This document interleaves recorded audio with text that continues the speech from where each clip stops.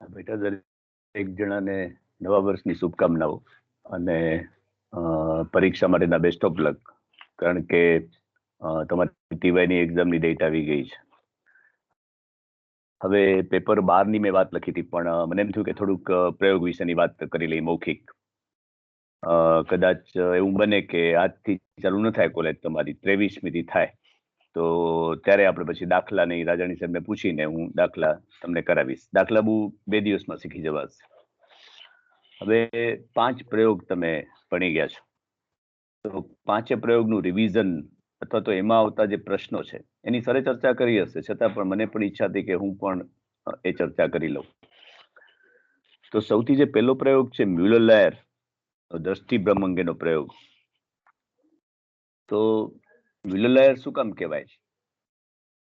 તો મ્યુલર અને લાયર નામના મનોવૈજ્ઞાનિકે આ દ્રષ્ટિભ્રમનું સાધન બનાવેલું છે, દ્રષ્ટિભ્રમ અંગેનો પ્રયોગ શોધ્યો છે, એટલે મ્યુલર-લાયર કહેવાય છે.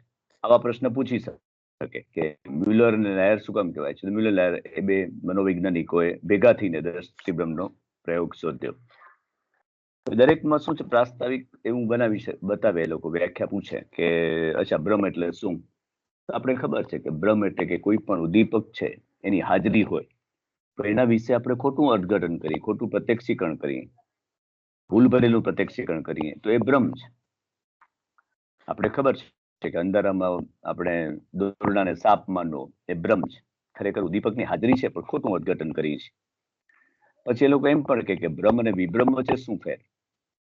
તો વિભ્રમ એટલે કે એમાં ઉદ્દીપકની ગેરહાજરી છે, એમાં ઉદ્દીપક હાજર નથી હોતા, પણ છતાંય પણ લોકોને અવાજ સંભળાયા કરે, લોકોને વસ્તુઓ દેખાયા કરે, એ વિભ્રમ છે. સ્કિઝોફેનિક પેશન્ટ છે જે છીન મનોવિકૃતિના, એમાં વિભ્રમ જોવા મળે છે. એટલે ભ્રમમાં ઉદ્દીપકની હાજરી છે અને ખોટું અર્થઘટન કરી છે, જ્યારે વિભ્રમ છે એમાં ઉદ્દીપકની હાજરી હોતી નથી, કાંઈ જ નથી, છતાં પણ લોકોને અવાજ સંભળાયા કરે, લોકોને ચહેરા દેખાયા કરે, એ વિભ્રમ છે. પછી ભ્રમની અંદર આગળ જઈએ તો એમ પૂછે કે ભાઈ આ કયા પ્રકારનો ભ્રમ છે? તો આપણે દ્રષ્ટિભ્રમ નામ યાદ છે. એટલે દ્રષ્ટિ એટલે જોવાથી થતો ભ્રમ, દ્રષ્ટિથી ઉદ્ભવતો જોવાથી થતો ભ્રમ છે એ દ્રષ્ટિભ્રમ છે. એટલે આપણે એને દ્રષ્ટિભ્રમ તરીકે ઓળખીએ છીએ. હવે દ્રષ્ટિભ્રમ ખરો, જોવાથી થતો ભ્રમ છે, એ પણ હજી બીજું શું છે એની અંદર? તેમાં મનોભૌતિક પદ્ધતિઓનો ઉપયોગ થાય છે. એમાં સરેરાશ ભૂલની પદ્ધતિ છે એ મનોભૌતિક પદ્ધતિ ઉપયોગી છે. એ તમને કહેશે, કદાચ પૂછે કે આમાં કઈ પદ્ધતિનો ઉપયોગ થાય છે દ્રષ્ટિભ્રમ માટે, તો મનોભૌતિક પદ્ધતિની સરેરાશ ભૂલની પદ્ધતિનો ઉપયોગ થાય છે. હજી આગળ એક વાત કરી તો દ્રષ્ટિભ્રમ ખરો, પણ કેવા પ્રકારનો? તો ભૌમિતિક દ્રષ્ટિભ્રમ, એટલે કે ભૂમિતિની આકૃતિઓ દ્વારા ઉત્પન્ન થતો દ્રષ્ટિભ્રમ છે. આપણે જે પ્રમાણિત રેખા છે, સ્થિર રેખા, એ રેખા છે એ ભૂમિતિની રેખા કહેવાય છે. તો ભૌમિતિક દ્રષ્ટિભ્રમ કહેવાય છે. એટલે ભૂમિતિની રેખાથી થતો દ્રષ્ટિભ્રમ, જોવાથી ઉત્પન્ન થતો દ્રષ્ટિભ્રમ, એટલે ભૌમિતિક દ્રષ્ટિભ્રમ. એટલે એ પણ આપણે ક્લિયર કરી શકીએ. પછી વાત આવે કે તમારી પ્રમાણિત રેખાનું માપ કેટલું છે? તો આપણે ખબર છે કે 160 મિલીમીટર, સેન્ટીમીટર નહીં બોલતા, મિલીમીટર. જે આવડે છે એ બોલવાનું, આવડે છે એ ખબર નથી કહી દેવાનું, નહીં તો અંદર પૂછશે વધારે. તો 160 મિલીમીટર છે, બરોબર? સ્થિર રેખા, પ્રમાણિત રેખાનું માપ. અને બીજી જે રેખા છે એ પરિવર્ત્ય રેખા છે, એટલે એને પરિવર્તન કરી શકે, ફેરવી શકીએ છીએ આપણે. જે ફરાવી છે ને, તકતી ફરાવી છે, તે પરિવર્ત્ય રેખા છે.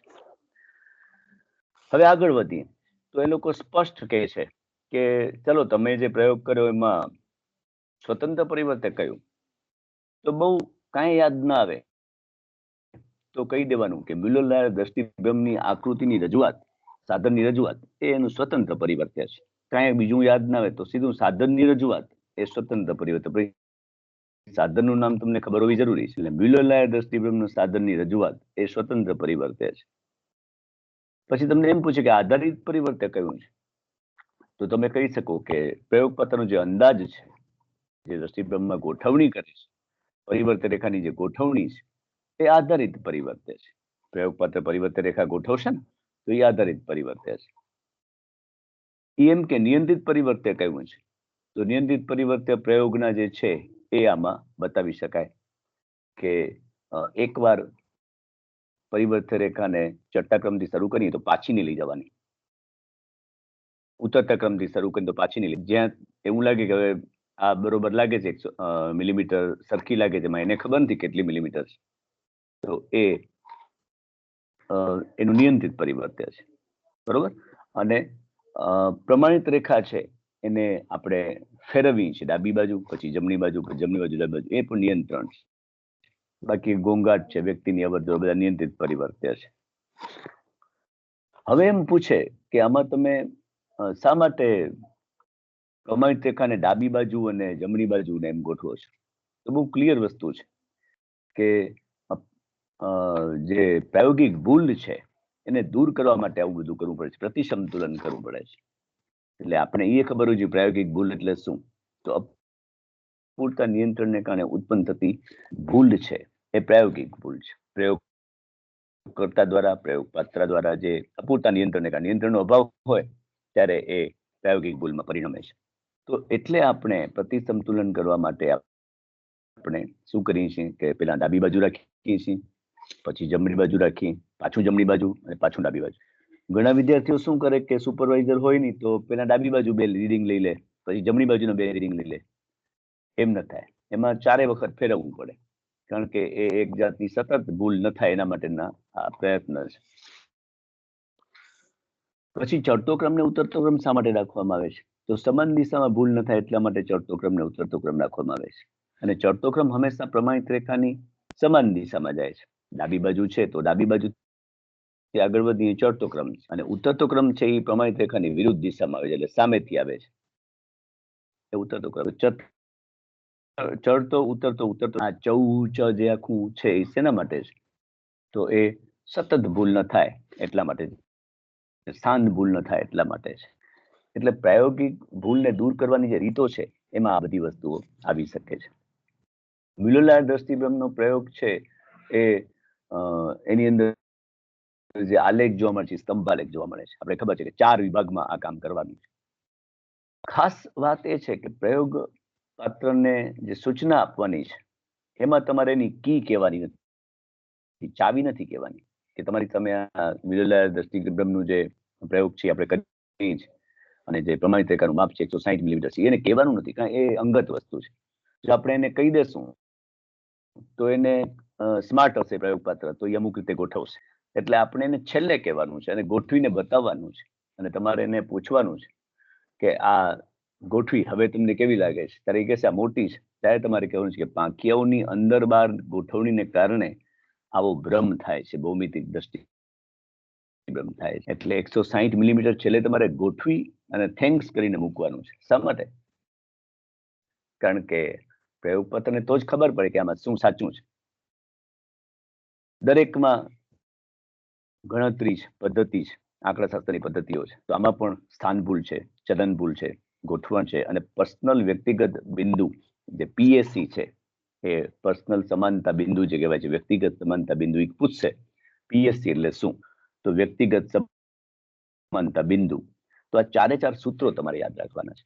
વ્યુલરનો પ્રયોગ મોટો છે અને ગણતરી વધારે છે, પણ આમ કામ ઈઝી છે. એટલે જે વ્યક્તિ ફાસ્ટ કામ કરી શકે એ આ પ્રયોગ જો આવે તો સ્વીકારી લેવો જોઈએ. અને હંમેશા first impression is the last impression. તમને 2 ચાન્સ આપશે, ત્રીજી ચિઠ્ઠીથી તમને માર્ક્સ કપાય 5 માર્ક્સ, કે આમાં ઇન્ટરનલ નથી, 100 માર્ક્સનું પેપર છે. 40 માર્ક્સ લખવાના, 20 માર્કનું વાયવા, 20 માર્કનું સૂચના આપો અને 20 માર્કનું પરફોર્મન્સ, પેલું તમારું પરફોર્મન્સ, તો જર્નલ, તો 100 માર્કનું આ પેપર છે. આમાં નો ઇન્ટરનલ. એટલે તમારે એ જો લખી શકો ને પહોંચી વળો તો 4 વિભાગના સ્તંભાલેખ આપણે જે દોરવાના છે પણ દોરવાના રહેશે. એટલે વ્યુલર છે એ ખરેખર. હા બોલો બેટા. સર આ પાછું કયો ને કઈ રીતે પેપર હશે? કયું પેપર? 10 આ છે ને પ્રયોગનું પેપર છે, એમાં 40 માર્ક તમારા પરફોર્મન્સ, 40 માર્ક તમારા રિપોર્ટ રાઇટિંગ, 40 માર્ક છે રિપોર્ટ રાઇટિંગ. તમે જે લખશો ને આખું શીર્ષકથી માંડી અને નિષ્કર્ષ સુધી તમે લખશો એના 40 માર્ક છે. પછી 20 માર્ક છે તમારી જર્નલના છે. તમે જે જર્નલ સર્ટિફાઈડ થયેલી હશે, મેડમની ને સાહેબની થઈ હશે તો જ એ લોકો ઉપાડશે કે આ સર્ટિફાઈડ થયેલી છે, તો જ 20 માર્ક. જો સર્ટિફાઈડ નહીં થઈ હોય તમને પરીક્ષામાં બેસવા પણ નહીં મળે. એટલે જે વિદ્યાર્થીની સર્ટિફાઈડ નથી હોય એ પરીક્ષા પહેલા કરાવી લે. એટલે 40 ને 20 60, 20 માર્ક છે એ તમારી સૂચનાના છે. તમે જે સૂચના આપશો એ 20 માર્ક છે. એ લોકો બોલાવશું આપણે સૂચના વખતે તમારે બોલાવવાનું કે હું સૂચના આપું છું એટલે 20 માર્ક. અને 20 માર્ક વાયવા છે. એટલે તમારું મૌખિક જે હું અત્યારે તમને વાત કરું છું ને પ્રશ્નોની વાત, એ વાયવા છે. એમાં તમને પૂછશે બધા પ્રશ્ન, ખાસ કરીને તમારા પ્રયોગને લગતા પ્રશ્ન વધારે પૂછે. તમે જે પ્રયોગ આવ્યો હોય એ, અને બાકી જનરલ પ્રશ્ન પૂછે. એમ પૂછે કે પ્રયોગ એટલે શું, એમ પૂછે. અને મનોવિજ્ઞાનના પેપરોના નામે પૂછે કે F5 થી અત્યાર સુધીના નામ પૂછી જાઓ, બોલી જાઓ. તો આ બધી ચર્ચા આપણે પાછી રૂબરૂ મળશું ત્યારે એકવાર કરશું.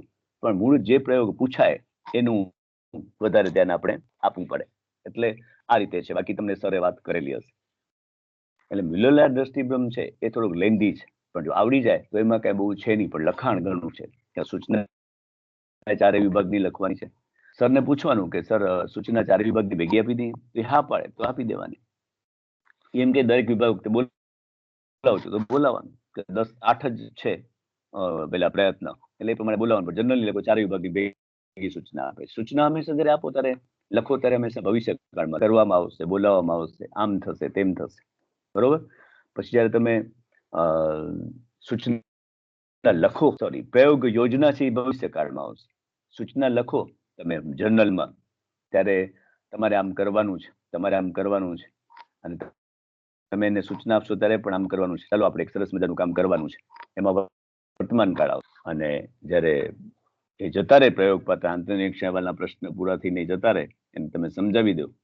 પછી સીધું આવશે ભવિષ્યકાળ, ભૂતકાળમાં આવી જશે. શું? પ્રયોગ પદ્ધતિ, કે 8 પ્રયત્ન લેવામાં આવ્યા, 4 વિભાગ લેવામાં આવ્યા, એના સરેરાશ ગોઠવણ ગણવામાં આવી, સરેરાશ ભૂલ ગણવામાં આવી, બધું ભૂતકાળમાં આવી જશે, બરોબર. તો મિલોલાર નો પ્રયોગ છે એ થોડોક લેન્ધી છે, પણ એ પ્રમાણે તમે કરી શકો. ચિઠ્ઠી ઉપાડો એ પ્રમાણે થાય. બીજો જે પ્રયોગ છે એ માનસિક થાકનો છે. હવે થાક એટલે શું અને થાકના પ્રકારો, એમાં શારીરિક અને માનસિક 2 વસ્તુ છે. શારીરિક આપણે માનસિક થાકની વાત કરવાના છે, પણ શારીરિક થાક એટલે શું? તો સતત કોઈ શરીરના હલનચલન વાળું કામ કરી, જેમાં સ્નાયુઓનું હલનચલન થાય, જેમાં હાથ પગનું હલનચલન થાય, અને એને કારણે જે એવી સ્થિતિ થાય કે હવે આપણે કઈ કરી શકીએ એમ નથી, તો એ શારીરિક થાક કહેવાય. આપણે ક્રિકેટ રમીએ 6 કલાક સુધી કે 5 કલાક સુધી, પછી કોઈ પણ કામ આપણે કરવાની ઈચ્છા ન થાય. શું કામ? કે થાકી ગયા છે, એકદમ પરિશ્રમ કર્યો છે. કોઈ પણ પરિશ્રમ વાળું કામ, સ્નાયવિક કાર્ય, અને એને કારણે જે લાગણી જન્મે છે એ શારીરિક થાક. પછી કોઈ એમ કે ચાલો આપણે પિક્ચરમાં જઈએ, તોય ના પડે, ના આજે હું થાકી બહુ ગયો છું, હવે આપણે તો જોવું છે ના, પણ તોય થાકી ગયો છું. એટલે શારીરિક થાક પછી કોઈ પણ આપણે મનગમતી વસ્તુઓ પણ કરતા નથી, એ શારીરિક થાક છે. પણ ઇન્ડસ્ટ્રીયલ લેવલની વાત આવે, અહીંયા માનસિક થાક છે, મેન્ટલ ફટીગ છે. માનસિક થાકમાં આપણે બુદ્ધિ ફસવાની છે. જે દાખલાઓ છે માનસિક થાકમાં, આપણે ખબર છે કે દાખલાઓની રજૂઆત છે. તે દાખલાઓ છે એ 1 અંકના ગુણાકાર છે. ખરેખર તો શું છે કે એની અંદર જે જવાબ છે એ મનમાં ગણીને લખવાનો હોય છે. તો આપણે અહીંયા વિદ્યાર્થીઓને અનુકૂળ પડે એટલે એ ગણીને લખે છે. પછી કેટલું ઝડપ વધે છે એ મહત્વનું છે. અને જેમ જેમ માનસિક થાક લાગતો હશે તેમ એની ઝડપ ઘટે છે કે વધે છે? એને આવડે છે તો ઝડપ વધે છે કે ઘટે છે? એ ધ્યાનમાં રાખવાનું છે. તો થાકની વ્યાખ્યા અને થાકના પ્રકારોની વાત આપણે કરી શકીએ. માનસિક થાક છે એટલે તમને શારીરિક થાકનું પૂછશે છે, તો પછી શારીરિક થાક એટલે શું? તો તમે આવા ઉદાહરણ આપી શકો કે સતત સ્નાયવિક કાર્ય કરી, સતત 4 કલાક રસોઈ કર્યા કરી, સતત વચ્ચે પછી મોબાઈલથી રમી લઈએ એમ નહીં, સતત સ્નાયવિક કાર્ય કરી, અને જે પરિસ્થિતિ પછી કંટાળો, પછી એમ થાય કે હવે મારે આ નથી કરવું, તો એ શારીરિક થાક